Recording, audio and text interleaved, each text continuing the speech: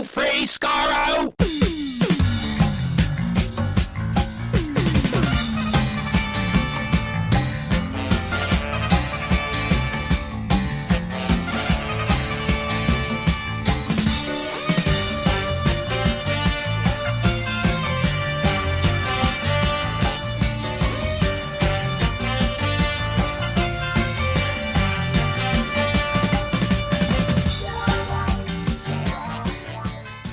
Hello, everyone. Welcome to Radio Free Skaro, episode number 911, or 911. I am Stephen Edmonton. Warren in Vancouver. And Chris in Edmonton. This is where I feel like we're in a holding pattern these days when it comes to Doctor Who. If only because we're waiting on two things. Well, I'm waiting on two things. I'm waiting on a San Diego Comic-Con announcement, hopefully. And we're all waiting on the next Doctor Who Blu-ray so we could talk about that. Well, you are. I'm not really. No, you're not as much. Chris is too. I'm still of two minds about whether or not to cancel my North American season 9 one. Oh, right, because got the British one. I'm still not sure. Have you? It does work for sure in your region A player, whatever you have, your Xbox. I don't know what you use to play Blu-rays. I still haven't cracked the shrink wrap on it. So what I'm going to ask you to do, Chris, I'm impressed. Before you cancel I'm your going through other stuff first that I had order. backlogged, and I'm doing it in order of its release. So next up actually, I think we're out of order. Anyway, next up for us is Abominable Snowman. Right. I implore you, before you cancel any orders, just make sure it plays. Cut the plastic, put a disc in. Yeah. Make sure it plays. That smacks of effort. Come on. I suppose. And diverting from the spreadsheet, and you can't possibly do that. Yeah. You know what? No spreadsheet for this. No.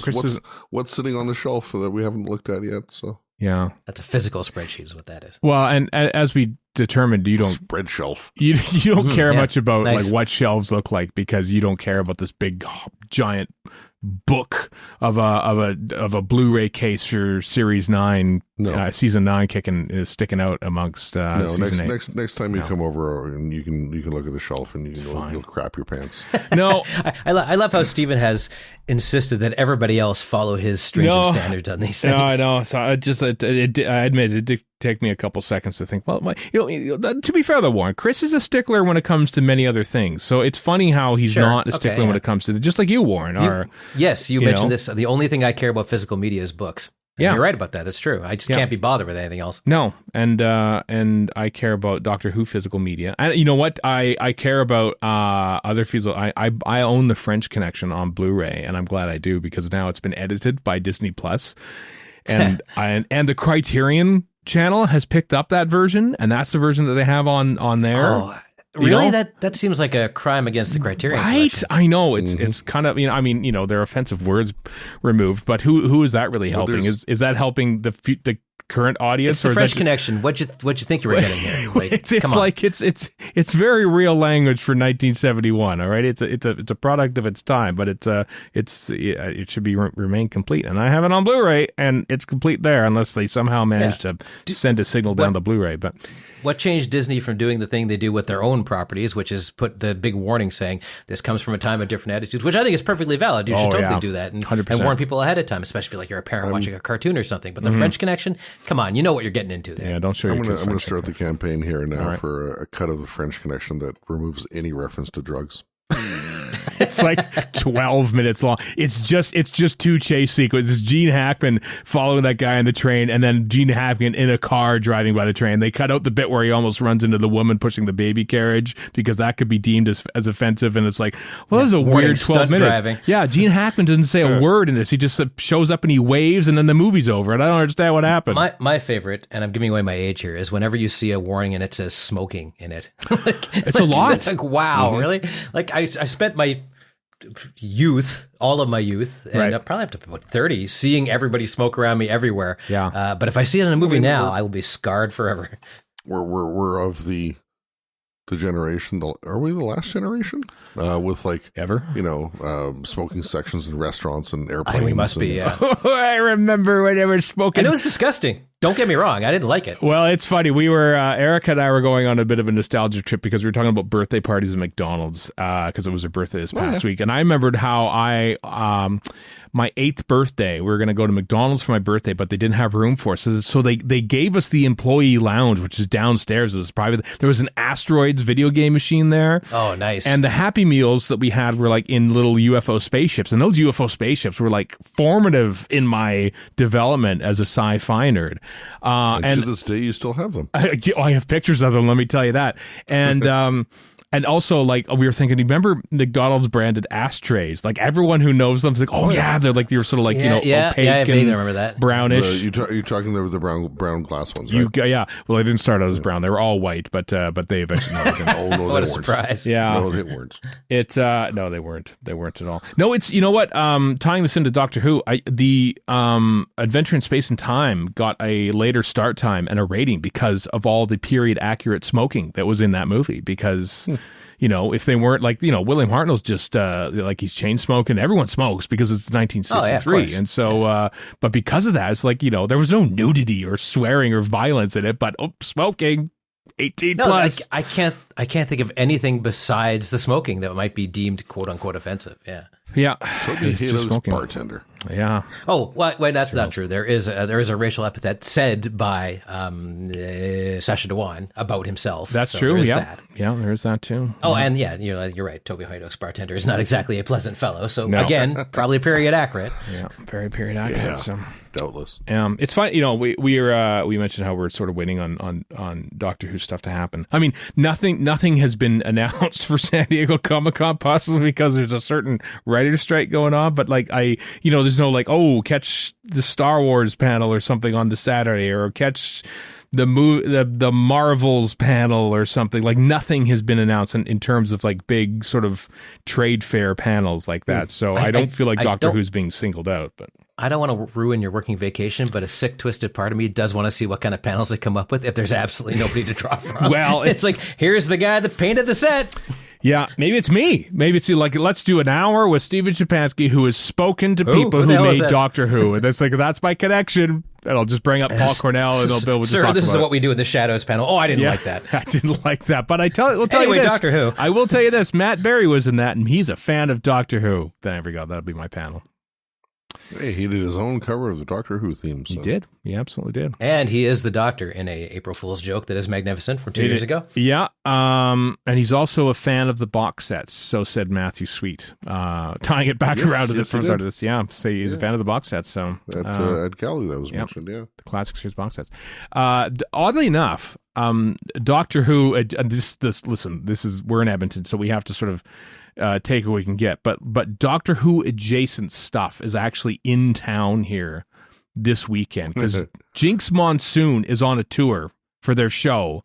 They're like doing pop hits or something like that. It's not by company. I was like, what? Jinx Monsoon's in Edmonton, like Sunday, June 18th. Jinx Monsoon in Edmonton. I am gonna wait outside the Jubilee Auditorium here and say, tell us about Doctor Who, and then no one will understand what I'm talking about. Jinx Monsoon, I think it was Calgary and Edmonton tonight or tomorrow. I can remember which was which. So Calgary was Friday the 16th and Sunday the 18th is here in Edmonton. Oh, okay. Yeah. So I mean, because tonight at the same venue is Raffi. Sweet. So let me get this straight. There has to be a duet of some sort. Tomorrow night, as we record, Jinx Monsoon. Yeah. Last night, Jimmy Carr, which there's two shows. That was the other one I was going to. Yeah, I was going to reference that. And then tonight, Raffi. Raffi has yet to be in Doctor Who. Jimmy Carr. Tell us who Jimmy Carr is, Chris, because you went to the show. Who is he? A British comedian, right. Who his shtick is off-color jokes, right? Much like Raffi. Yeah, let me tell you, he's got it. Like, you think Gallagher took a turn in his career? Well, let me tell you about Raffi. There's no more kids shows. No, it's all 9/11 truther stuff. It's weird. It's a weird show. Don't go to Raffi. My God, Joshua giraffed in 9/11. Yes, he did. Anyway, Jimmy Carr. What about him? I don't know. Did you like the show? Okay. It was awful. Yeah, no, my sense of humor is twisted enough to enjoy a good chunk of his stand-up things, but honestly, I watch more of him on British panel shows and things of that nature. Says here on tardis.fandom.com that Jimmy Carr has made a few Doctor Who jokes over the years on those panel shows, like the big fat quiz of the year. I wouldn't be surprised. I mean, I don't know for a fact if he's a fan, but he's, he's 50, so he's of the right age. And, obviously English. So yeah. I think any joke examples in there?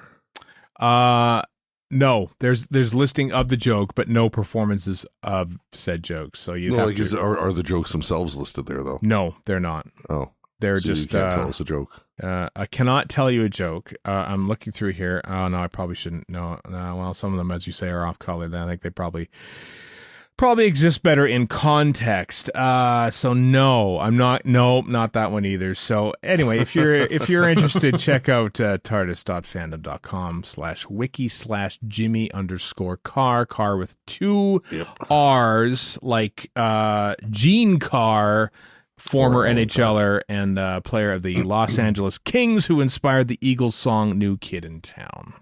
Well, he should be executed for that. Inspiring any Eagles song is wrong. That's true, actually. So there we go. There's Doctor Who adjacency here in Edmonton, and that is a rare thing. A very rare thing. Very rare. Yeah. So, okay. All right. So how do we get Raffi in Doctor Who? Well, first off, you don't. First off, we should explain who Raffi is. Who is Raffi? Probably. Yeah. So Raffi is a kid's entertainer from... 80s? Our childhood, or 70s, shortly 80s thereafter, back when there were Ashtrays and McDonald's, that kind of era. Yes, it's the name of one of his albums, actually. Ashtrays and McDonald's. Ashtrays and McDonald's, that's right. Actually, it is not one of the famous ones. Is he Canadian, or am I thinking of? Yes, he is absolutely Canadian. Okay, because his reach extended outside. Born in Cairo. He was born in Cairo, but he's referenced in a Simpsons episode, for God's sake. So, but he was huge in Canada first, so I think he made his bones here. Yeah, I definitely remember having Raffi albums, like LP. Yeah, my sister had Baby Beluga. Yeah, Baby Beluga, Banana Phone, a couple of his big ones. Yep. Never had. A childhood institution from and apparently a very liberal activist kind of a guy, which is nice to see. Oh, that is good. So and of course a 9/11 conspiracy theorist. 9/11 is a joke, as Flavor Flav once said. That's true. That's true. Well, I mean, Stephen, jet fuel can't melt steel girders. I mean, come on. Right. What else happened to Doctor Who? The Order of Canada in 1983. 83? That album, I think that album sold an insane amount of, I think it's one of the highest selling kids albums of all time at the time. I'm sure other ones have probably outdone it by now, but 83. Wow. Wow. Have the Wiggles topped him? Probably. Well, yeah, but there's more people in the universe now. There's 40 million people in Canada, by the way. Now we just hit that milestone. I watched it happen live. We're all like, yeah. I'm like, I'm not sure. I mean, I'm not nothing against it. I just don't know why we're all celebrating too. The weirdest part was CBC having live coverage of all the maternity wards in every hospital in the country. Well, that was weird. I watched. I watched the StatsCan page.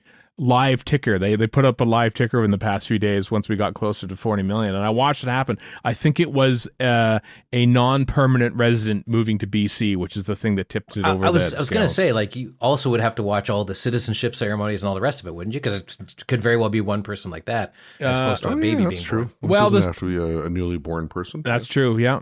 It's it was fascinating. Anyway, 40 million people in Canada. Jinx Monsoon, Jimmy Carr in Edmonton. Raffi thinks that it was an inside job, and dare you? What else have we covered so far on this episode of this Doctor Who podcast? No Blu. The John Pertwee Blu, as we said last week, the Pertwee Blu-ray Series 9, which Chris is on the fence about getting or not, comes out July 11th in this country. July. We still have a few weeks to decide. So. Just cut the wrapper. Just open the wrapper. Come on. Maybe I'll just buy and give it to you, Warren. I don't know. I'm sure. But yes, I'll definitely double check that the. Please do. the UK version plays before I make my decision. I mean, I'm pretty sure it does, but anyway, yeah, go ahead, Warren. Sorry, not to further muddy the waters of 9/11 stupidity, but I did work with a 9/11 truther once who told me, and this harkens back to what we were saying about me and physical media and books. He's like, "You just need to read more, man." I'm like, "Okay, yeah, that's right. I need to read more. You're absolutely right, sir. Yeah. Boy, you got me. You nailed me hard." And he hands you like a novelization of like Loose Change, the documentary or something. Can you imagine? I've seen Loose Change, and it's absolute garbage and a touch anti-Semitic too. Surprise, surprise. Oh wow! Have you not done enough research on YouTube, Warren? I haven't done any research, which is the proper amount of research to do on YouTube. Hey! Do not disparage the wonderful Terry Nation Army, which is on last week. I'm not. I'm saying on this particular topic or anything even vaguely conspiratorial, YouTube is not where you should go. No. This podcast is on YouTube as well, by the way. The audio versions of this just automatically go to YouTube, by the way. You can listen to these things on YouTube. I don't know if you knew that, everyone, but you can. So there we go. Anyway, moving on. We can talk about Doctor Who. There's a big interview in British Vogue and a photo shoot too, might I say, of Ncuti Gatwa, Doctor Who number 15 coming up, where he talks about Barbie, Doctor Who, and sex education. Very good interview with Ncuti Gatwa, our new Doctor Who in waiting. I have two takeaways. Chris had one first, so go ahead, Chris. Yeah, go ahead. I was going to say, I skimmed it, and it's definitely interesting, but one, so in part of the interview, he talks about shooting Barbie and Ryan Gosling wearing the shirt of him. Yep. With the Doctor Who stuff, as we talked about like last year when it was first out. The amount of resurgence of things in Doctor Who Google alerts because of that is massive. Yeah, huge. Just massive. Mm-hmm. Ryan Gosling, famous for directing the movie that Matt Smith shaved his head for, and thus had to wear a wig for the Day of the Doctor and the Time of the Doctor. That's his only apparently a massive Doctor Who fan. Huge. I want to know his take on the box set. Huge Doctor Who box fan. Set controversy. I know, and he's Canadian too. Ryan. Yes, he is. I forgot his name. What's his name? Gosling. Gosling. I was looking at Gatwa. I think his name is a Gatling after the gun, right? No, it's Gosling. He's Ryan Gosling. His dad is Ryan Goose. How is he not in Doctor Who yet then, Ryan Gosling? Because I feel like I think RTD seems like the kind of guy who'd put him in there. Yeah, it's a comment. Anyway, I was just gonna say Ncuti Gatwa. Two things I thought when I saw those pictures. Well, first I read he has an electric blue Louis Vuitton bowling ball bag, and I'm like, you are a fancy fellow, and apparently quite wealthy. Because that can't be cheap. But the second thing is when I saw he paid for it. Come on, yeah. Well, maybe, yeah. But I saw the pictures of him in Nothing, and I was like, he has reached his final form. This might be his costume for Doctor Who. Absolutely nothing. All the stuff we've seen, that's the rare exception. The rest of the time, he just walks around naked. Right. In Pokemon terms, is he the ultimate evolution of the Doctor? I don't know a damn thing about Pokemon, so sure. You're on your own there, Chris. I don't know anything about Pokemon either. But I was like I was saying before we started recording. Could you? So this photo shoot of him, wearing nothing but earrings and a necklace. Could you imagine any other Doctor actor doing such a spin?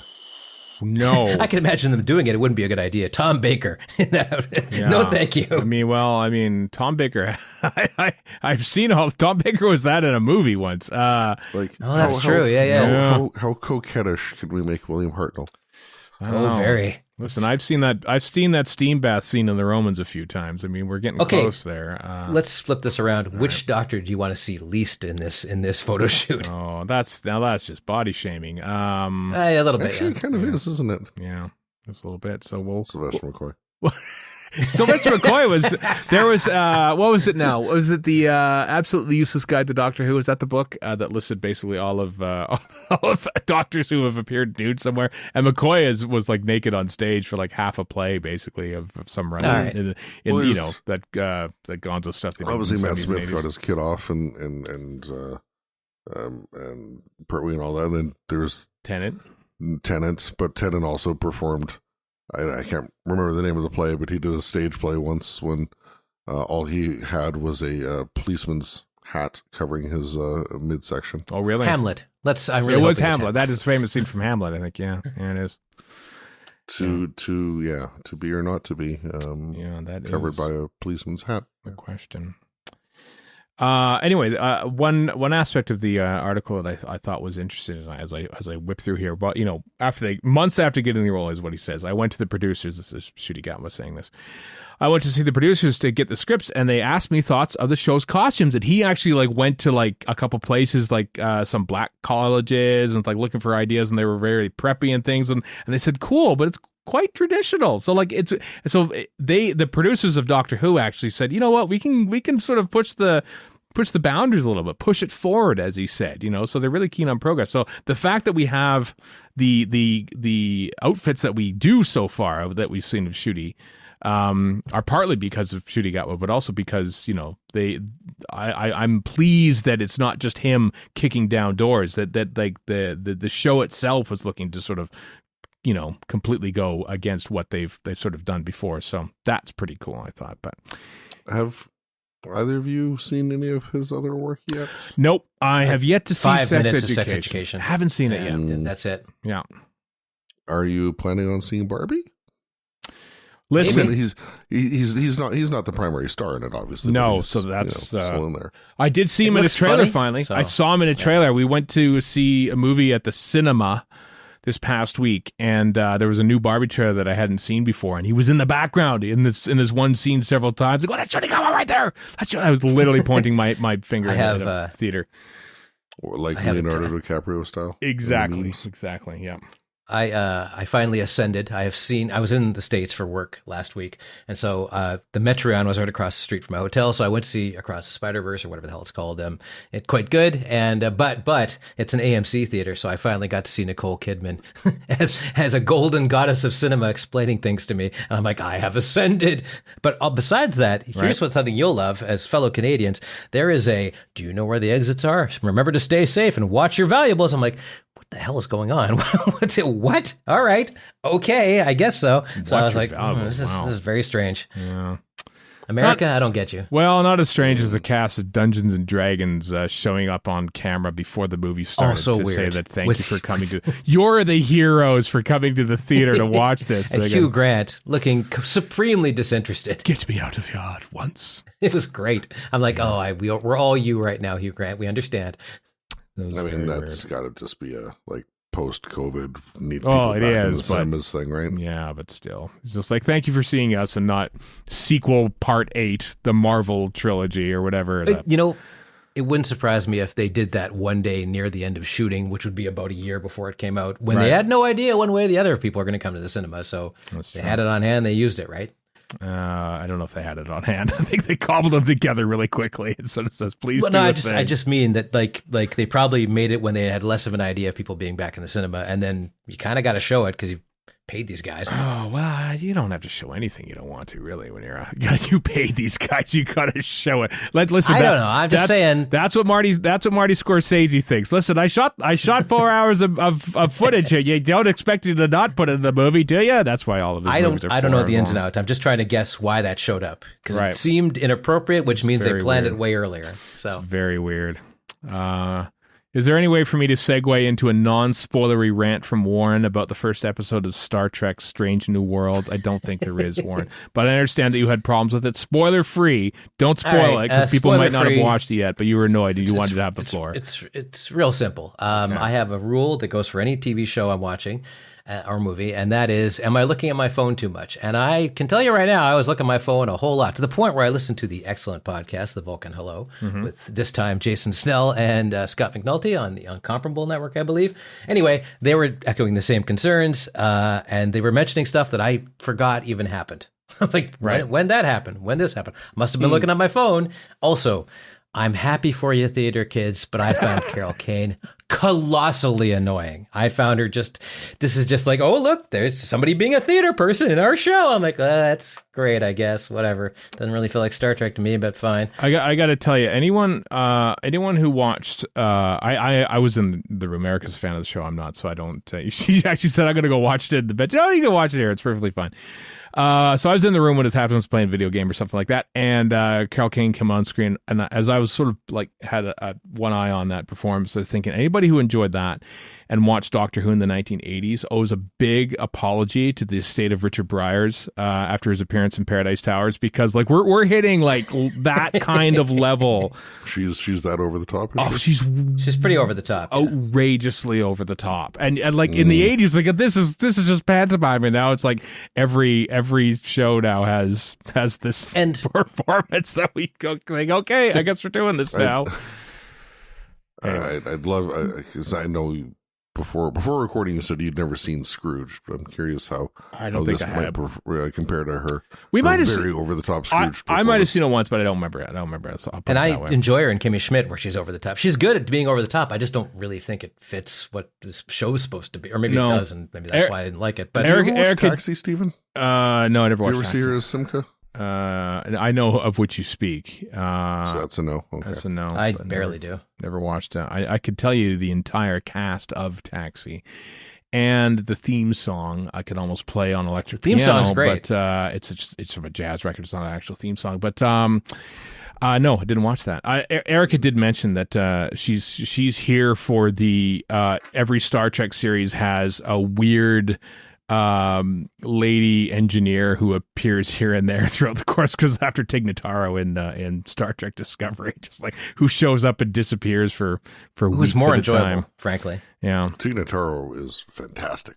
And then there's what's her name in The Mandalorian, who's like the repair shop. That's what I was going to say. Yeah, there seems also to be more this fun. There seems to be this run of similarly eccentric older female characters who do engineering stuff. But Star Wars is all about here's some crazy crap out of nowhere. So it fits better, that's true, for lack of a better explanation, than Mandalorian. Than it feels more germane to the surroundings than it does in Star Trek, I suppose. Yeah.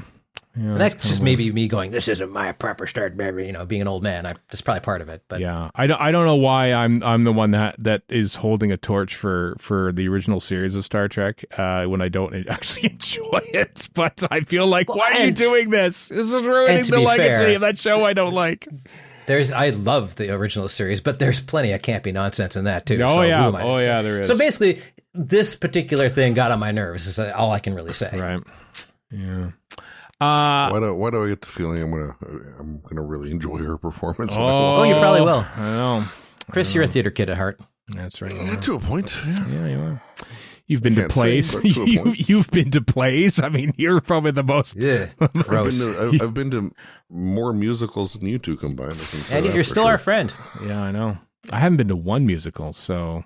I went to Phantom of the Opera and thought of Sunmakers. That's what I thought of Phantom of the Opera. Oh, I would have done that too.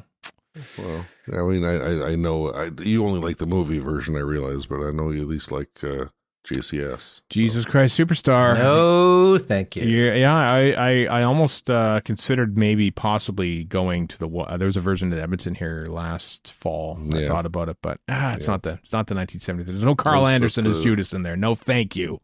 Nobody's smoking in the theater. What the hell? Yeah. Was it the Citadel, wasn't it? I can't remember. It might have been. I don't remember.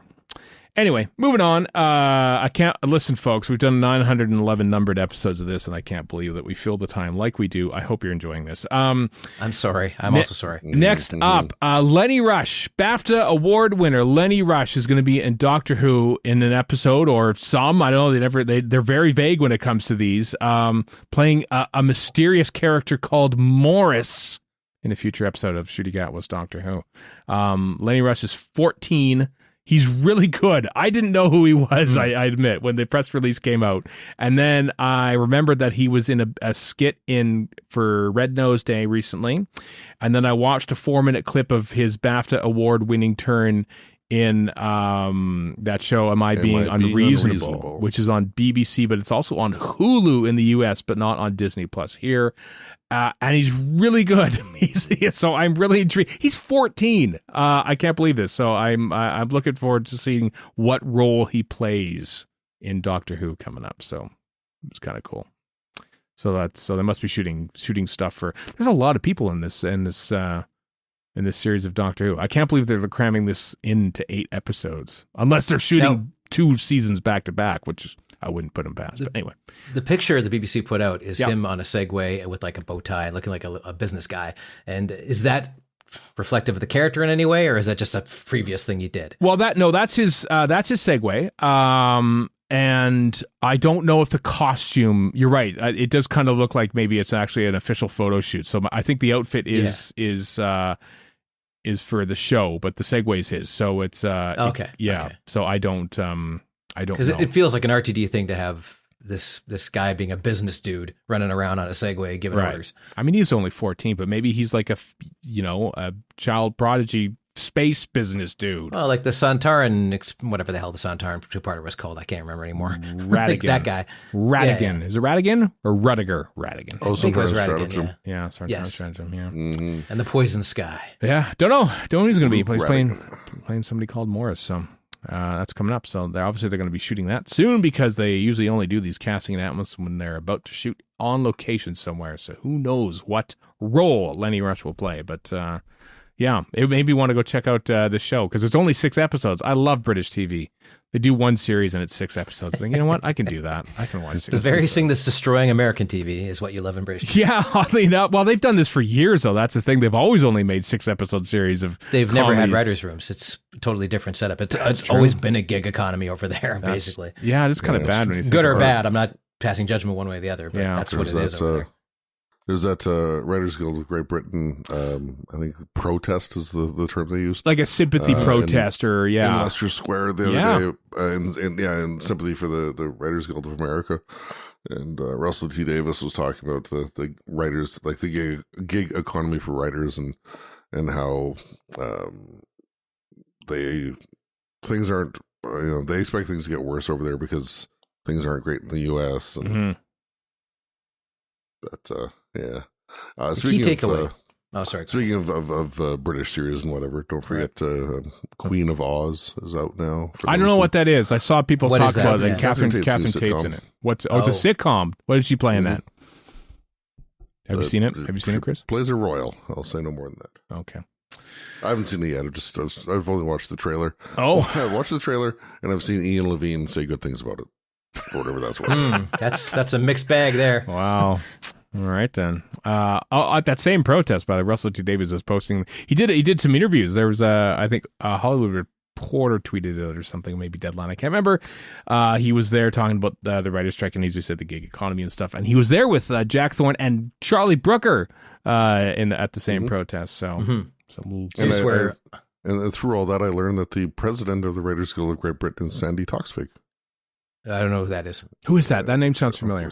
She's current host of QI and has been for some years. Okay, but that's fine. Long time comedian, radio personality, writer. Yeah. Probably crossed paths with Jimmy Carr at one point, I'll wager. Several times on QI, to say the least. Exactly. Yes. Yeah. It's time for some boardroom fanfic. I want Russell T Davies to go, not now, dear, not now, but after the strike is over. Could you, Charlie Brooker, write an episode for us? It's just in my head, but I would like to see it happen. Wasn't he rumored to have been approached or whatever and didn't have time, or I can't remember. I mean, if he's making Black Mirror, he's he probably obviously didn't a have massive fan. Oh, he is. On Screenwipe, he just outright said he was, yeah. Yeah. Well, I'm surprised he hasn't written one yet.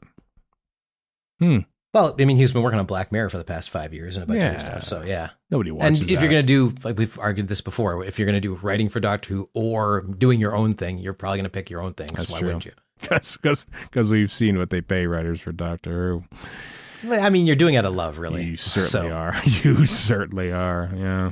Hopefully Doctor Who writers don't strike, but hopefully Russell T Davies is taking a salary for writing the episodes of a series.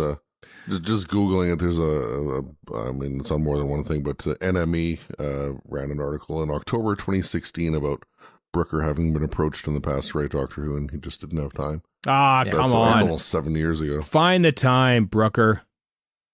It's somehow his fault to have a career of his own to be interested in. Yes, slacker.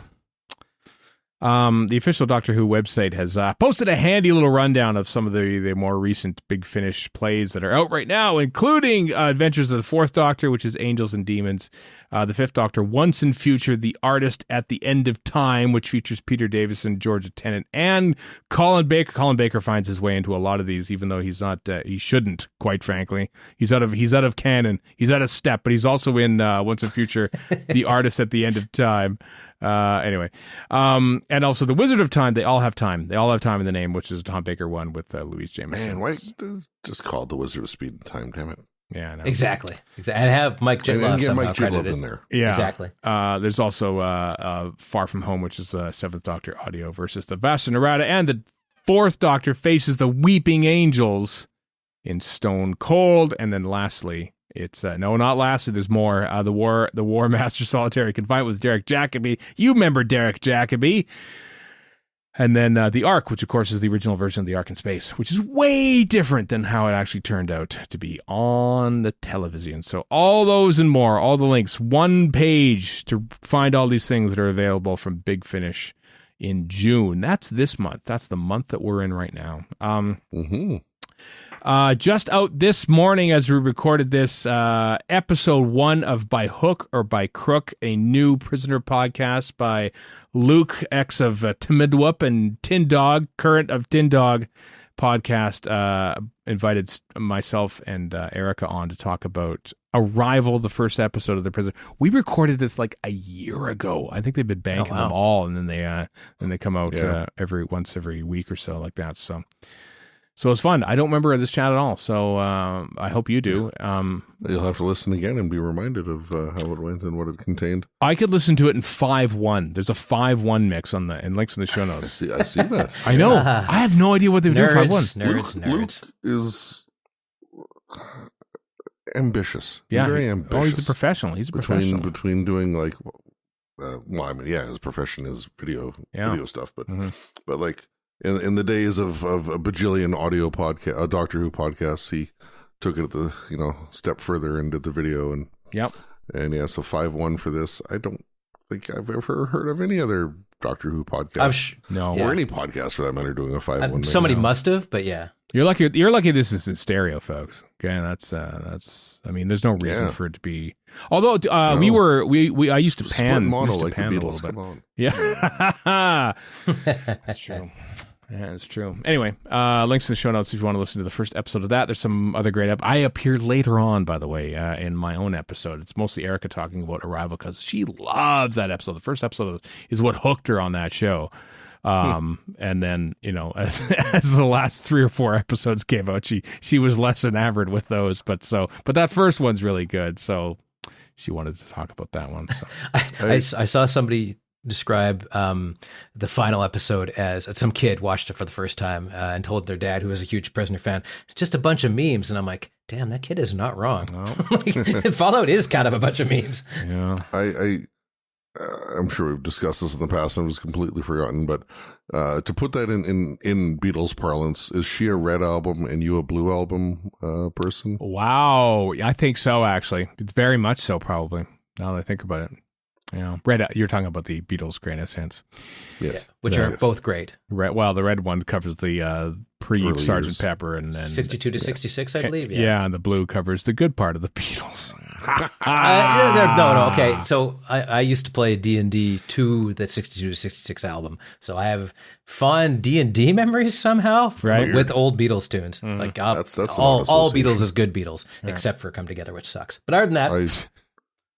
And in the record collection that my mother had when I was growing up, she didn't have the Red Album, but she had the blue, and I listened to that a lot. So right. I got to really prefer the later Beatles. Yeah. Oh, no, I do prefer later Beatles, but I do have a fondness for the 62, 66 stuff too. Yeah, I know. Yeah. Beatles were better on drugs. There, I said it. So was Robin Williams. Oh, on that note, it was funnier when he was on drugs. That's true. Sorry. On that note, let's step back in time for the waning days of the Timelash, folks, where we look back at this week in Doctor Who history. June 18th is a sad day. 1973. This is the 50th anniversary of the death of the great Roger Delgado, killed in a traffic accident in Turkey. Where he's filming a thing for French TV. Yeah, very sad. Very sad. Can you imagine him in The Deadly Assassin? I mean, I would have been deprived of Skelly, but still, it would have been pretty cool. Let's face it. I wonder if he would even been there. Like, if Roger Delgado hadn't died. Would The Deadly Assassin have existed? No, because... Yeah, that's true, too. Because Delgado was thinking, maybe we'll do one more, because I'm starting to not get work anymore, because people think I'm just a regular on Doctor Who, so let's write me out. And I can say often, and they might have got rid of the Master at that point. They might have not have brought him back. And the fact that they actually used him in Deadly Assassin is quite something. So thanks, faulty cab driver in Turkey, for killing Roger Delgado, cab driver, and thus confirming his existence for the rest of time. Sad. Anyway, there's some interesting stuff in the 60s I'm sure we're going to want to talk about, but I'm jumping straight to 2005. What happened in 2005? Debut broadcast of The Parting of the Ways. Oh, wow. End of the Christopher Eccleston ends his run. I just watched that again for the first time in a while during my pilgrimage. I came by that, and it's really good. It's a really good episode. Yep. It's still great, yeah. It is superb. Yeah, very good episode of Doctor Who. Have a Wonderful Life. God, that moment when he turns. The hologram turns to Dr. Rose.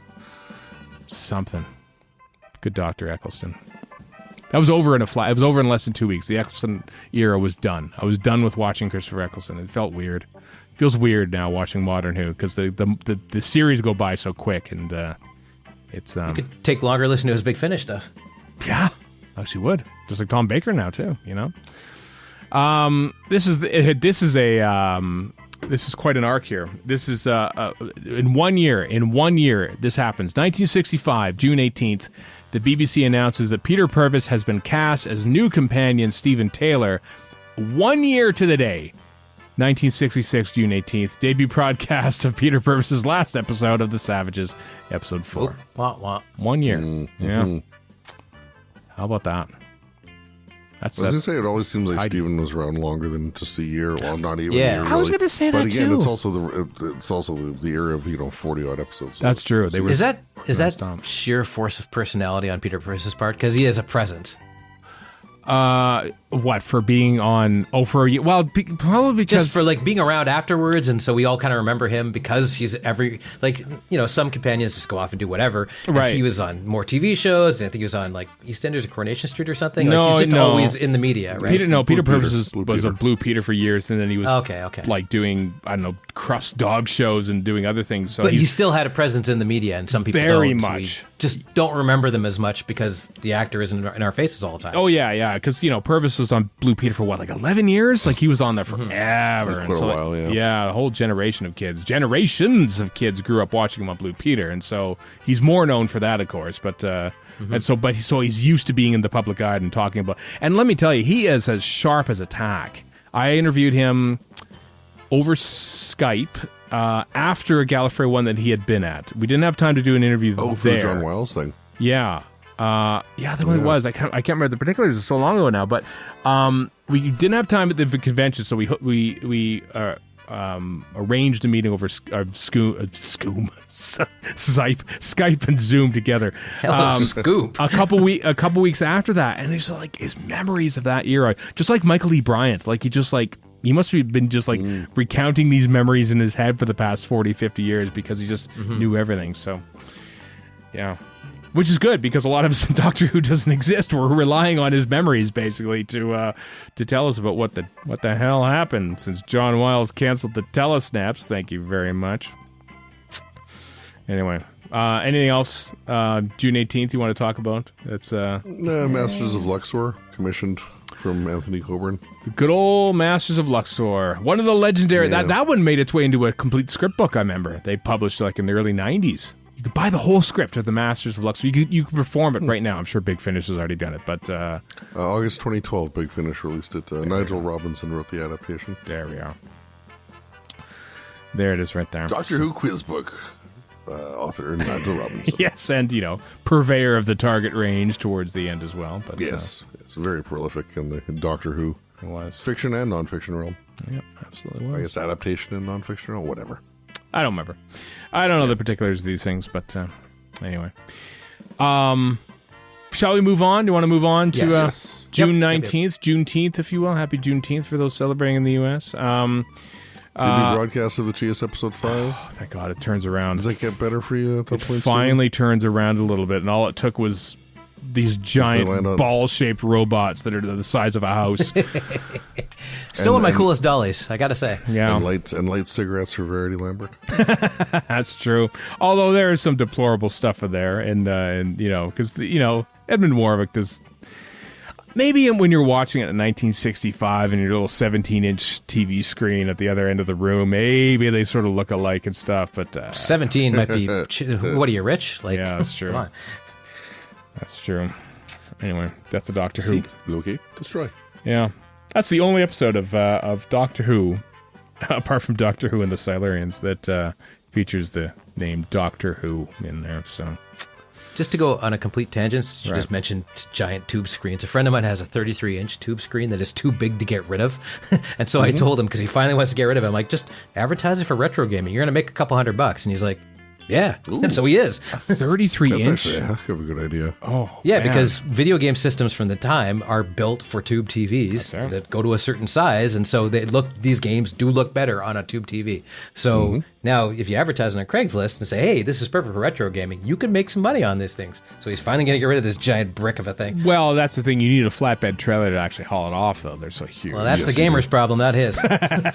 That's true. Well, back in the day, after I bought a GameCube, right before I bought the GameCube. Anyway, I remember having to special order the HD cable for the GameCube to hook it up to the TV. But anyway, I bought a 34-inch Toshiba flat screen tube TV, 165 pounds. So that thing weighed. God. Oh yeah, they're monsters. Jeez, how did you even maneuver that? That's ridiculous. It was myself and two other reasonably sufficiently burly men and a pickup truck. Yes. Wow. Yeah. I just laid my 55-inch screen flat, put the feet on it, set up the table, lifted it myself, and I'm by no means a strong person. Right. And, this is a big TV and nothing. It's a joke now, comparatively. Oh, I know. You don't know, kids. Yada, you yada, had clouds, no idea. Yelling. I know. I had a 27-inch tube TV. That was my last big TV that I had. Yeah. And now, I have a 32-inch, and I carry it under my arm when I'm moving it around. Where should we put this? I don't know. I got two TVs right here. My 32 is my news TV. Yeah. It's in my office, sitting here looking at it right now. I just have the news on. It's my small TV, and it's bigger than any tube TV I ever owned. Yeah. You kids don't know nothing. Kids. June 19th, what else happened? The Censorites was being recorded. That's exciting because some people love the I was waiting for you to Censorites. mention this because you can't not mention the Censorites. Being shot at BBC Television Center. I don't remember the history of these things. I don't know if that was the first episode shot at BBC TV Centre or not, because I know they're at Lime Grove a lot in the first year, but they occasionally did drift into the Donut, the newly built TV center. So I don't know if this is the first episode or not, but it's one of the first episodes. Can we say that? I'm sure we probably can. Sure, yeah. Why not? June 19th. What are you going to say, Chris? I was going to talk about the smugglers that were shooting on location, but I was going to actually jump ahead. 67. Just because we've talked about it before, just for the sheer novelty of it. But recording for Tomb of the Cybermen takes place at the BBC Television Centre Puppet Theatre. Man, I love seeing that. I love it. That always makes me laugh. Puppet Theatre. No, they were doing a big location shoot in Cornwall in the Smugglers where pirates came from. Where pirates came from. The Doctor Who saw that this is where pirates came from, so they went down to Cornwall, and I think they actually shot parts of it on a boat. And what's funny is that if you watch expensive shows like Rings of Power and Our Flag Means Death Now, they don't shoot on a boat on location, but Doctor Who did in 1966. And so what does that say about how far television has fallen? I love this one-man war you continue to fight for no particularly good reason. I'm fighting hard for the smugglers, all right? I want to see the smugglers come back, just so we can see what the location footage, because we've seen 8mm film footage of them shooting on location. We have that at least, and there's it'll make you happy. Then yeah, I'm happy.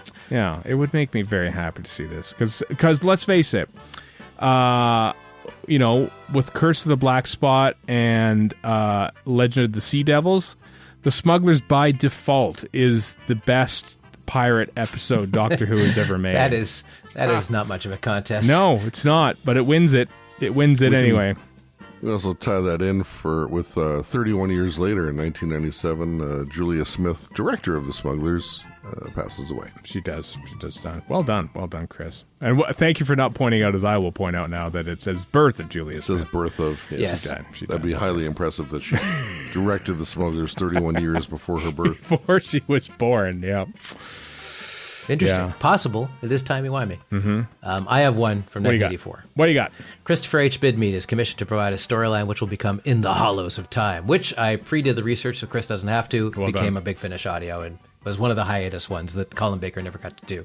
Also, I was going to say the best Doctor Who pirate story is basically Our Flag Means Death, because it's quite gay and has no respect for history. So, in that sense, it is very Doctor Who. I'm trying to think. Is there a Doctor Who actor in that cast? Probably. Yes, there is. What's his name? The guy who plays the guy with the sword through his eye. Oh, yeah. He's definitely a Doctor Who. What's his name? Rory Kinnear was in Doctor Who. I can't remember. Was he in Doctor Who? Rory Kinnear was in Doctor Who, right? Or am I thinking of Tobias Menzies? I can't remember. I get them confused. Menzies was in Cold War. That's who I'm thinking of then. Was Rory Kinnear in Doctor Who? I don't think he was. Don't think he's been Doctor Who Sounds like he should be, though. Right? He's been in everything else. He's been around and has done a lot of stuff. Yeah. Apparently he was in Big Finish, but not broadcast. Well, okay. Well, you're about this far from going, well, that's not real Doctor Who. Just like everyone's at Big Finish, for God's sake. All right, well, the campaign to get Rory Kinnear in Doctor Who starts now. I'm also amused, so, whatchamacallit? I switch pages here. In the Hollows of Time. Right. Well, never mind. I'm looking at the wrong darn thing. I was going to say something I'm completely wrong. Never mind. Well done, folks. We don't edit this thing. 911 episodes in. All of it's in. For once, it wasn't me who screwed up. Yep. Yeah. All right. You want to move on to June 20th? June 20th. What happened June 20th? Anything? Birth of Paul Bernard. The late Paul Bernard, director of 3 Doctor Who stories, Day of the Daleks, where he doesn't know how cliffhangers work, and Time Monster, where he doesn't know how the TARDIS materializes, and Frontier in Space, where he finally gets it right. Paul Bernard. There you go. There's our mini-scope of Paul Bernard. Radio Free Skaro 536. That's our mini-scope of him, wasn't it? Wow, 536. That's back when the universe was half its present size. That's how long ago that was. Yeah, it was July 3rd, 2016 when that came out. 2016, man. What a happy year that was. That was a great year. July 3rd, wasn't that like Brexit-ish time? I can't remember. When was Brexit? No, June 24th, wasn't it? Wasn't Brexit June of that year? There. Yeah. That was our big clue that the world is going to go right down the crapper. That was the first one. Our big clue was David Bowie dying on January 9th. Well, and Prince. Prince also, too. June 23rd, 2016, so it was like 2 weeks after Brexit. Oh, okay. Wow. Or no, just before Brexit that he died. Before Brexit, yeah. Before, whatever. I don't even know. Was that our last pre-Brexit episode? Was the Paul Bernard miniscope? Is that what you're saying? Yeah, possibly. Okay. All right. That was July 3rd. That was post-Brexit. Heady days, kids. Heady days. 2 weeks post-Brexit. Yeah. If you're listening to RFS from the beginning, 5:35 when it starts going downhill in British culture, just so you know. I was going to say the world or us or both. Well, Britain mostly, but let's see here. Some broadcast anniversaries to tell you about. 1964, we talked about them making the Sensorites. Well, episode 1, Strangers in Space, with a very spooky cliffhanger. The first part of the Sensorites goes out. It's the only good part of that story. Oh, you know what? No, the other part of it is when they all, at the beginning, before they leave the TARDIS, they all let's reminisce about the previous 5 stories, and they go, oh, then this thing, and then that happened, and then William Hartnell drops the line. It all started out as a mild curiosity in a junkyard, but now it's turned out into a great spirit of adventure, don't you think? And like that legendary line comes from episode 1 of the Sensorites. And also, Susan describing Gallifrey's sky as orange. Yeah, later on. Yeah, Susan describes it as the bright orange and silver trees. That's what I was going to ask, yeah. Yeah, in like episode 5 or something like that. Which is phenomenal. So Sensorites is full of hits. It's like a bad video game with great Easter eggs, basically. That's exactly what it is. Totally. And then also 1970, Inferno episode 7 goes out, so thus endeth season 7, and thus Doctor Who is saved. That's true. And Liz Shaw rides off into the sunset with an emotional farewell speech. There wasn't one. There wasn't one because she left between seasons. So good. 25. Oh, I cannot wait for that season 7 box set to come out. When it comes out, the Blu-ray set. My God.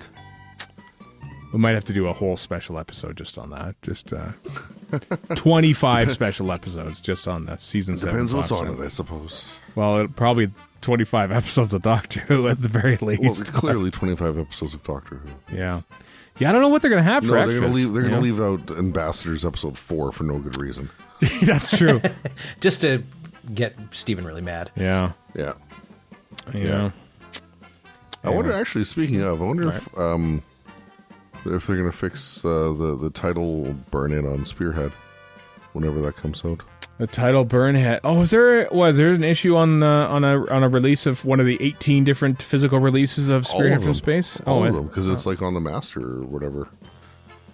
Does episode 3 start of episode 3? The titles are burnt in. You can see them as the Brigadier hunches down over something. Oh, I seem to recall that now. I think on the Master or whatever that is designated as the Master or whatever, I think that's just there. But I don't know if they'll paint it out or something for the Blu-rays. I have to admit, I don't remember that. So, now I have to do a whole pilgrimage again. Have to go look it up. Yeah, to watch it all again. So, because I do have Google it. No, you know what? I actually went to the restoration team website and it wasn't loading. It's like there's like a not secure website notification there now. Is that like Apple when Apple's store is closed?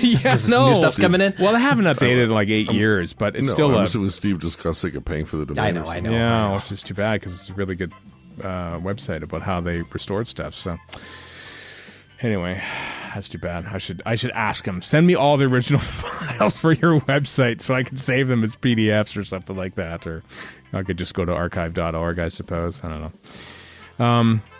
Anything else, June 20th, you want to talk about that's worthy of mention in this segment here?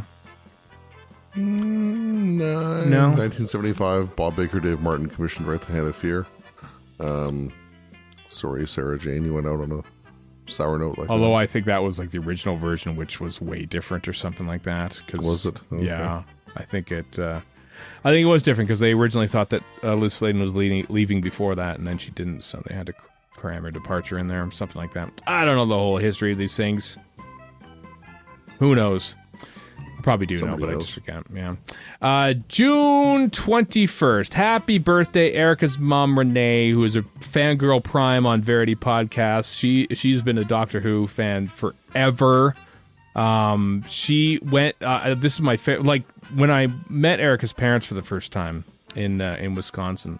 And like Erica showed me, here's all the Doctor Who memorabilia that she had from the late 80s, early 90s. And I was like, I am 100% impressed by the level of fandom that she had, which is really, like, there's some... Didn't her mom go to like Visions or something in the early 80s Chicago? It was late 80s, I think she went. And this is when she's like, she's a mother, says, okay, stay here, kids. I'm going to a Doctor Who convention. There was one weekend, there was a Doctor Who marathon on a station that they didn't have. So she rented a hotel with a VCR yes. and taped all the Doctor Who episodes from there. Wow. Yeah, right? When you said Stephen, I was 100% impressed. I'm like, it's the mother-in-law who's supposed to be vetting you, not the other way around. I know. It can be a two-way street. I have to up my game just to compete with that sort of thing. So, happy birthday. Now this explains the excessive you now are. Happy birthday also to David Morrissey. David Morrissey, Doctor Who number 11. Ish? Sorta. David Morrissey, who played Jackson. God, I remember being so sick of how they tried to play it out as him actually being the next Doctor. Listen, it was 21 minutes into that episode where we discovered he wasn't the Doctor, but we knew 3 minutes in that he wasn't the next Doctor. Oh, they tried to Here's the RTD paradox, which is that we're all very excited that we're getting publicity and all the rest of it now. 2 or 3 years from now, when he's doing his usual, is it this or is it that? We're going to be so sick of it. We're going to be so annoyed. Like we were the first time. Yeah. It's, yeah. was going to jump to 1969. Do episode it. 10 of the War Games goes out. Patrick Troughton's era is over. So that's Eccleston's era and Troughton's era. We've seen the end of this week. In the same week, yeah. And end of Black and White, end of the 60s, end of weekly shot Doctor Who. Introduction of the Time Lords.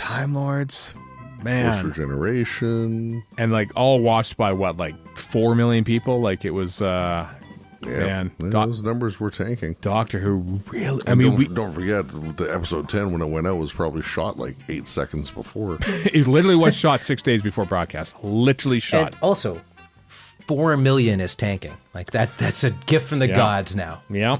Yeah. Well, 4 million in a world of 3? Yes, exactly. 2 channels? Yeah. 2? Or was it 3? ITV was there, or whatever ITV was, the regional conglomeration. BBC ITV, but was BBC 2 there? Oh yeah, BBC 2 was there since '64. Yeah, so 3 channels probably. Yeah, 3 channels. Yeah, because BBC 2 went color before BBC 1 because they tested it out basically. So yeah, makes sense. What a time. What a time. War Games, I think, has gone through a great reappraisal. Even Terrence Dicks himself was basically convinced of his greatness towards the end of his life, which made me happy because I think he was sort of being disparaging towards it. And then we all watched it on video. It's like, this is actually brilliant. Awesome. Yeah. 10 episodes and it whips by. It's How insane. do they do it? 5 hours long. Mm-hmm. Yeah, and honestly, something from the Terrence Dicks angle, something that he and Hulk just kind of like pounded out because they had to. Yep. Yeah. Yeah. That's a great example of how adversity makes for good stuff. Like right? It's when you have all like the prequels, as much as I defend them, you had all the resources in the world and it shows, and it doesn't necessarily make for anything good. Mm-hmm. Yeah. And then they bang out one of the best Chris Chibnall written episodes is Eve of the Daleks. That they wrote that in a week because they had to because they had to drop a previous episode. It's impressive what we can do. Star Trek 2. Wrote it in 2 weeks because everything else fell apart, and it's a masterpiece. We're still remaking it to this day. Yeah, then they should stop. How many times have they done Star Trek 2? Yeah. Can I throw in 2008? What happened in 2008, Warren? I just love Turn Left. I think it's phenomenally good. It's incredibly clever. It's really dark. Like it gets really dark, and it works. Like when RTD wants to be dark, he can do a really good job, and this is a good example of that. Plus, the build up to climax is just great. And Donna, this is what. I don't know if it's solidified because I already thought Donna was my favorite companion, but if I had any doubts, this destroyed them. She's fantastic in it. Yeah. Your maybe Chris's too, I don't remember, but I remember Warren is very vocal in not wanting Donna to come back after seeing her Runaway Bride. And then from that to this. I was dead wrong. This in 11 weeks. I mean, I think you were already on board before this, but yeah. She was superb in this. Just superb. I think it's which is it? It's the God, I can't remember the name of the creatures, for God's sakes. The Ood one. The Planet of the Ood. She shows some real emotional range, and I'm like, oh, we got something good happening here. And then this is just, she carries the whole thing. She's fantastic. You watch some of the dark stuff. I mean, also, Jacqueline King as her mother. Yeah. Where there's that one scene where she's just like staring off in the distance, like just this 1,000-yard stare as like the whole world is collapsing. It's interesting watching Turn Left and then seeing, I haven't watched it, but years and years, and like Tortured Children of Earth. Like good point. That RTD really starts to really form with Turn Left, and that's why I'm so intrigued to see what Doctor Who we're gonna get in 2023. Bit of a stretch, but when you've got like pre-Schindler's List Spielberg and post-Schindler's List Spielberg, everything, even the popcorn stuff, is a little darker with Spielberg after Schindler's List, and it's better for it as far as I'm concerned. And there's a little bit of that with RTD as well. Yeah. Also, Murray Gold's music is phenomenal. To this day, if I want to get myself motivated, the music at the end of Turn Left, where she's about to, is perfect. Yeah. God. Great episode. Great episode of Doctor. I also enjoy the cameo from Chipo Chung without all the Chantho makeup. That's true. I forgot that. She's in there. She's also great as Chantho. Yeah. Chen, she's also great as Chantho, though. Good point. Yes. Thank you for Chen, what a faux pas on my part, though. Yeah, I was going to mangle that, so thank you for doing that, Chris. Okay, let's move on. June 22nd, how about happy birthday, he's dead now, but David Ellis, co-writer of The Faceless Ones. Born June 22nd. I'm not laughing at him. 1918. Yeah. And also the death. Also, That's why I'm laughing. Happy birthday, Ian Levine. Yep. Title, music composer, and writer. I mean, those are all true. Those are true descriptions. Yep. I don't see Firebrand or Rabble-Rouser anywhere in here, but those are certainly also true. Ian Levine has a complicated history with Doctor Who. Let's just put it at that. Listen, he of all his faults, and there are many, he did instigate what became the return of a whole bunch of Doctor Who episodes back in 1978. So we'll give him credit for that. He's done some fantastic stuff for Doctor Who over the years, for sure. You can't choose the people who do some good things and also some bad things. So, as I say, complicated legacy. What else you got there? What else you got? June 22nd that you want to mention? Anything happening there? There's some stuff we can talk about. I'm skipping straight ahead to 1976. Right. Chris Boucher commissioned to provide a storyline for the Robots of Death. Wow, yeah. Oh, do we love the Robots of Death? Yeah. It's excellent. Fresh off a Face of Evil, too. Thinking, this looks good. You want to write another one, like, right away? Sure. Yeah, look at it. That worked for Neil Cross, didn't it? Oh, man. Robots of Death, though, to get back to how good it is. It is phenomenal. So good.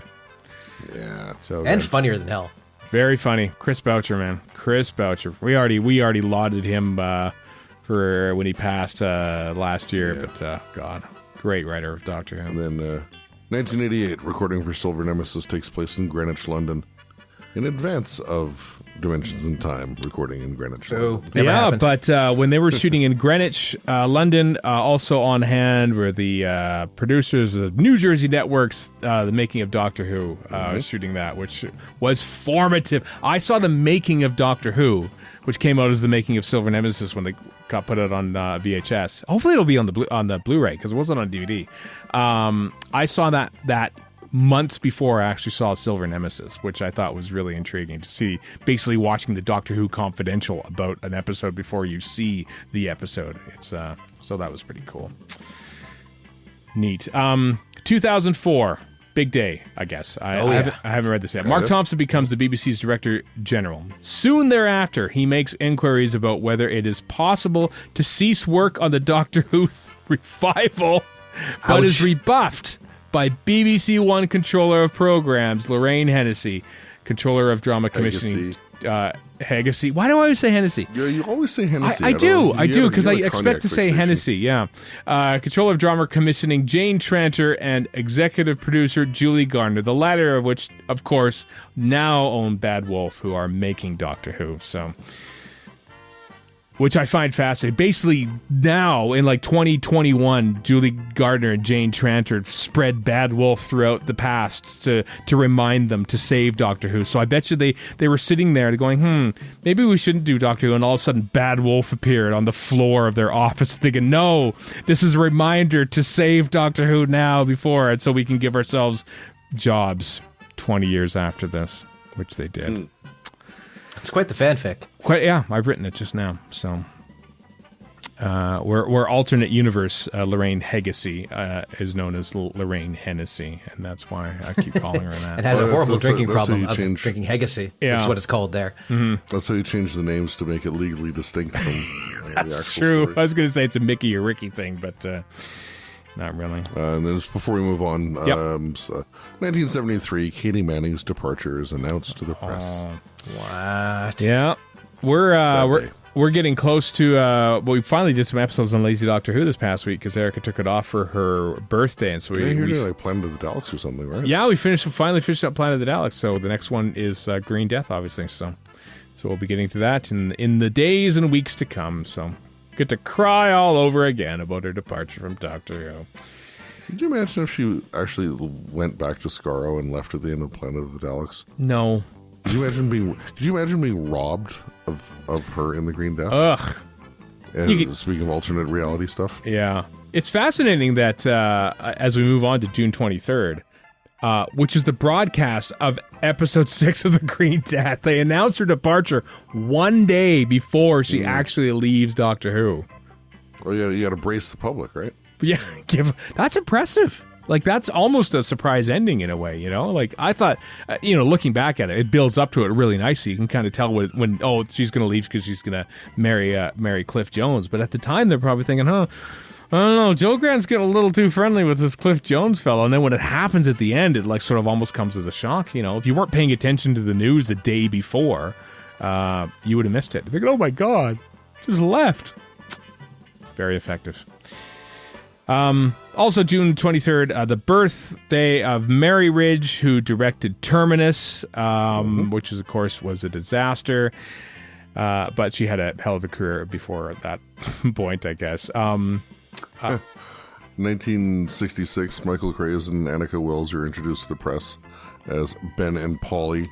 When I read that, I flash back to An Adventure in Space and Time, and keep having the photo calls at the statue at TV Center. Yeah, and was it by this one that Bradley's Hartnell was just all like, off in the corner, don't really want to be here. This is just too many of these. Here are the next ones. All right, who were you again? I forget. 1976, Eric Pringle's The Angarath is abandoned.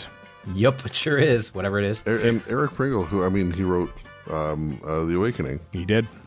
Several years later. 8 years later, I didn't know he was around in 76. He was 35. He was old in 84. He was so he? Okay. Yeah. Old writer. So okay. Eric Pringle sounds like it should be a British comedian from the 60s. It does, isn't it? It does. Yeah. And yes, Pringle's half hour or something like that. I know. Well, yeah, and yes, I do want potato chips every time I see the title screen come up for The Awakening. Enough, but here's a notable day in history. June 23rd, 1977. Bob Baker, Dave Martin are commissioned to write Underworld. Mm-hmm. Yeah. Nothing in that is their fault. Yeah. Like, really. It's yeah. No, it's not. It's not their fault that it had to be shot the way it was shot. Yeah, yep. They probably wrote in the script, scene under planet. You could probably shoot this in Wookiee Hole for 6 or 7 days on location. No, you couldn't. No, it's not how it's going to work there. Bristol boys. Don't care. Still love that story.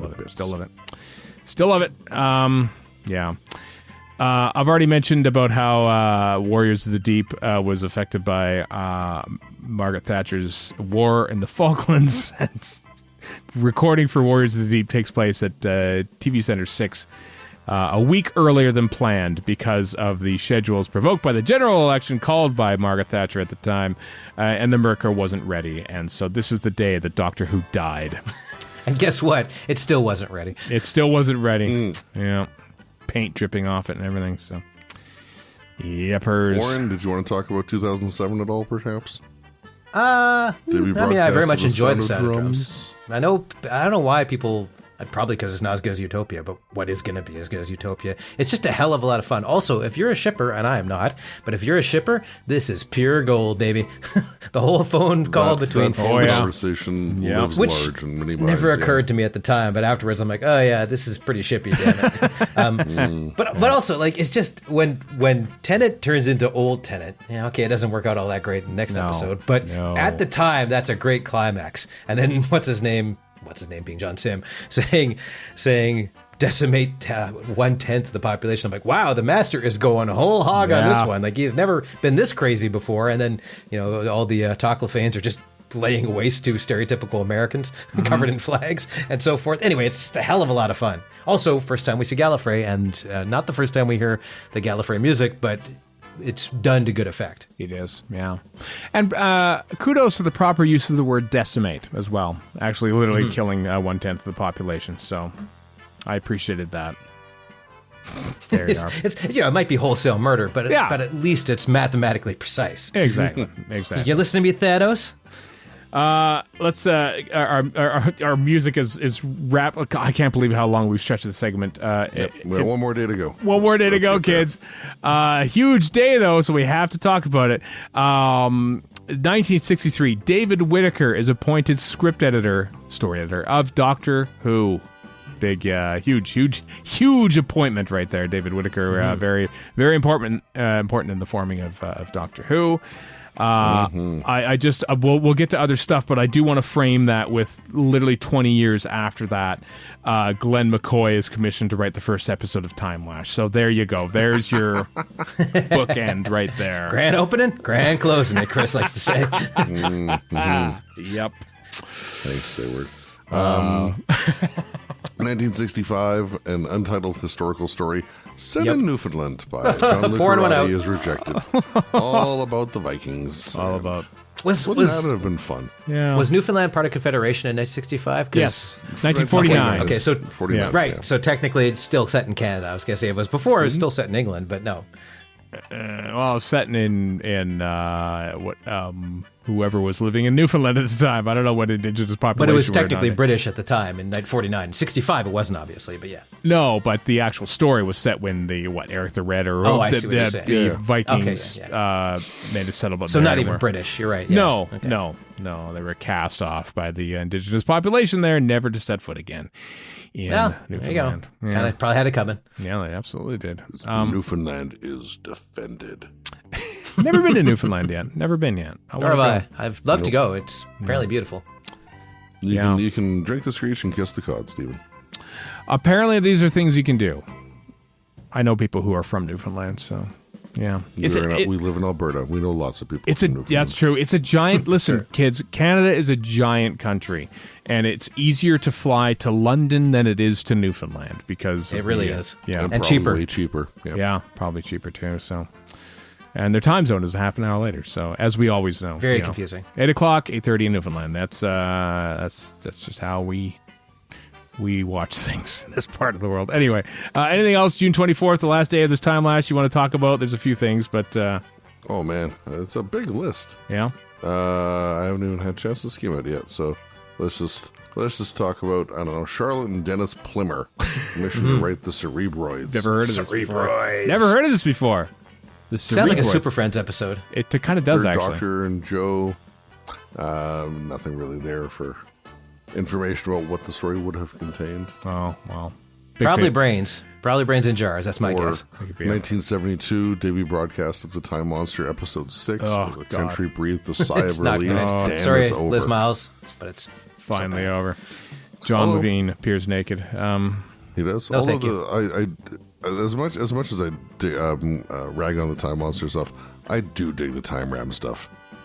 That's such a cool concept. It's all right. I suppose it's fine.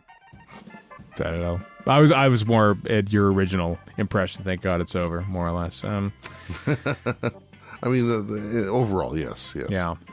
Death of Valentine Dial, 1985. Still, best voice in TV. Never bettered. I want to say then, because he recorded he was in Slipback, the audio drama that I think went out in July of that year during the hiatus. So that was a posthumous appearance because he had died by that point when it actually went out. So there you go. Valentine Dial's last thing you probably would have heard him in was Doctor Who Slipback. So. And you contrast David Whittaker's appointment as script editor with Timelash.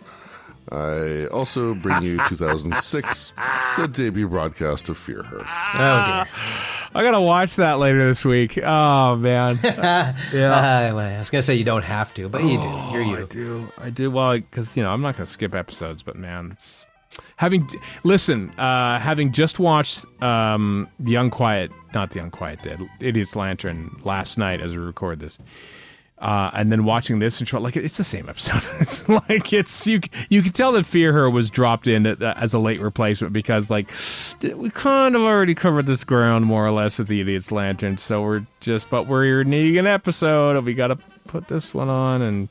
Thanks, Stephen Fry. Yeah, you slacker. It's his fault for not delivering a script. Yeah. Given the subject matter of Fear Her, I always feel a little bad slagging it off because it's kind of important subject matter, but it's not very good. No, so that's the problem. It's not told in a good way. Exactly, yeah. For the first 30 odd minutes, it's kind of like a passable Sarah Jane Adventures episode, and then the Olympics comes along, and that's when it goes downhill. Yeah, that's some cringe there. Yeah, you're right though. I mean, as a Sarah Jane Adventures episode, it might have worked better. Yeah. Well, I don't know how else you can top that. That's it. No. Peter Capaldi era. Peter, I was going to throw it out there. 2017, Peter Capaldi era. Winding down with World Enough in Time, hitting BBC One. That's true. Oh my God, that's right. Eric and I were at Paul Cornell's 50th birthday party that night, and we didn't tell them until later because Liz Miles was there too. But there was not a lull in the proceedings, but things got a little quiet for Eric and me. Saying, Doctor Who's on right now. Do you just want to go back to Paul's place and watch Doctor Who? So we went back and watched it on original broadcast, knowing that they were going to watch it on iPlayer. We didn't tell them. We didn't tell Paul and Liz at the party that we had left to watch Doctor Who. And so we went back to the party, and then the party ended, and then we all went back, and we all watched together what they assumed were the first time, which is great because Liz didn't know that John Sim was coming back in Doctor Who. She had ignored the trailer at the time or had forgotten. And so coming to the point for the John Sim reveal, I remember just looking back at Liz to see what her reaction was, and she was just like, oh my God, as Liz is wont to do. And so that was a happy memory of watching that. So yeah, that was the third episode of Doctor Who that I watched on original broadcast on BBC One, which is an exciting thing. So. And I like how you translated her flailing into the original Scottish. I know. And as I recall, Rachel Talle said that the opening effect shot of that episode, where they do the big swooping shot up and down the stories of the spaceship or something, I think was finished 2 days prior to broadcast. So, wow, that was a thing. Yeah, hell of a thing. They did it, and it looks great. Unlike one of the last scenes of Ted Lasso, where that was also done 2 days prior to broadcast and looks terrible. So that's what happens when you have Rachel Talle at the helm. She makes things look good. So next week I'll praise Dr. Falls, probably. Oh, probably. Absolutely. There's some really good stuff in there. There certainly is. But that'll be next week, as you say, Warren, in the Timelash. And indeed, next week on this podcast, folks, I don't know how we do it. We blattered on for over 80 minutes in this episode. I hope you enjoyed it. I hope this passed the time for you, talking about Doctor Who and other assorted nonsense. As Warren likes to say, next week, more of the same on this podcast for episode 912. So I hope you join us then. Until next time, I am Stephen in Edmonton. Warren in Vancouver. And Chris in Edmonton. So long for now.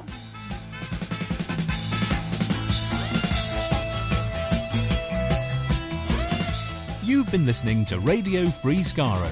Find us online at radiofreeskaro.com. Follow us on Twitter and Tumblr at Radio Free Skaro. Subscribe to us on iTunes and donate to the show at patreon.com/Radio Free Skaro. Thank you.